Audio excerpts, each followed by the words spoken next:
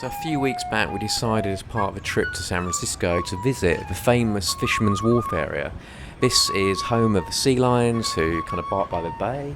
There's cars zipping up and down the front all day, from hot rods to tourist mini cars. It's a pretty exciting area to be, but as well as the entertainment on the street, there is a main reason why we visited, which was for the amazing history at Musee Mecanique. So you can see just heading into the entrance now, this is a place with more than 300 antique games and musical instruments. In fact, it's one of the largest private arcade collections in the world of coin-operated art. It has over 300 items. It's got all manner of things from kind of orchestral instruments to the cabs that you see here. It's kind of split into two areas really.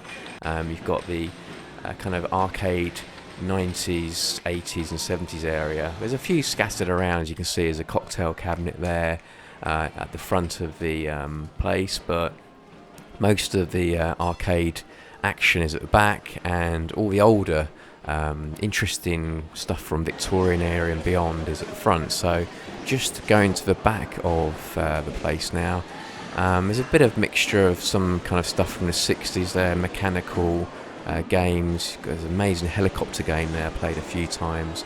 So seeing there on the right, Cruising USA, which a bit of a classic. Some nice cab conditions going on in this place. You can see the quality of everything here.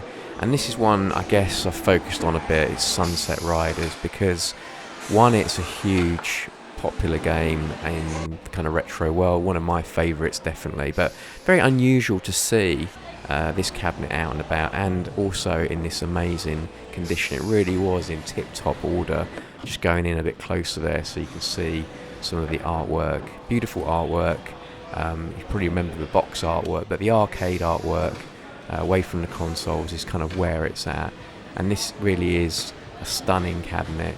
I think if I had to own a cabinet from this era, in fact any era, seeing this in the flesh definitely puts it up there higher. I kind of didn't consider it as such a machine because I haven't seen one out and about in the arcades for many years. I think going back to somewhere like the Trocadero in London was the last time I saw it, and that could even be late 80s. So great to see it out and about and the condition it's in. And just to mention that the owner, this is a private collection.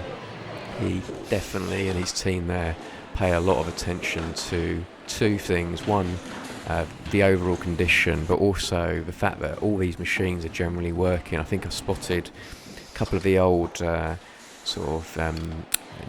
of machines, perhaps from the 1920s, that were being fixed, but generally all the cabs were working. It really was great to see.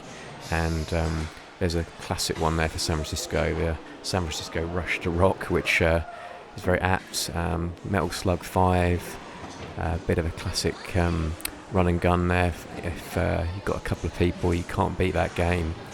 But also mixed in, they had kind of the 10-pin bowling mini style there, against some real beautiful conditioned games. I mean, Sprint 2, I think I remember playing that, literally as a child.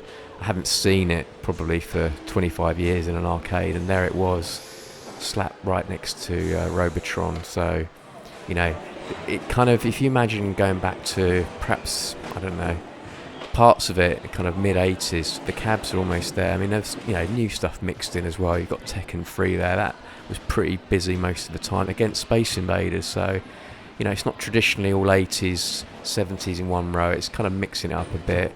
But they've got some really good games. They haven't got, hundreds of games, but, you can see the classics, Time Crisis 2. They've got Space Invaders, obviously, I mentioned before. Beautiful Star Wars stand-up cab there. It also had some American games that perhaps we hadn't seen so much here in the arcade. American football games, a couple of basketball games. American football games were quite interesting. Neo Geo, very popular cab. I think there was 3 cabs there. And look at this, Death Race. Had a couple of games of this. I mean, very addictive game, in fact. if you imagine back then, it would have blown your mind. But even now, it's a fairly addictive game to play. I had a few goes of that. So that was the arcade. Just a very overview of the arcades they had.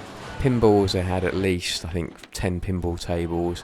And then the really cool mechanical games. There was a driving game, which I'm going to try and show some photos up on our Instagram and Facebook, Twitter, that I've got as a really addictive little mechanical driving game. They have lots of mechanical games from the kind of 40s, 50s and 60s, as well as also what you've got here is a lot of musical instrument game, not really games, but they're more literally you could choose your track and it will play it throughout a couple of minutes. There's only 25 cents. And then lots of kind of love testers, real good fun, grip testers, arm wrestling, that was a very popular one. Mixed in with things like they had the San Francisco earthquake. You could watch kind of stills that were moving. They had a zoetrope in there. They had Laughing Policeman. They had Laughing Sow, which was kind of like the Laughing Policeman. Lots of fortune tellers. Lots of love testers. You can see those. They were quite good fun, and the fortune tellers as well. But mixed in with the kind of what we might see traditionally for our 70s and 80s arcade, there was a lot of this older stuff, and you've got to imagine this was the entertainment of that day. You've got to get yourself down here. This is Pier 45, end of Taylor Street in San Francisco. It's kind of open Monday to Friday, I believe, and also Saturday, Sunday. It's a lovely day out, a cheap day out, and I'm sure you'll love it too.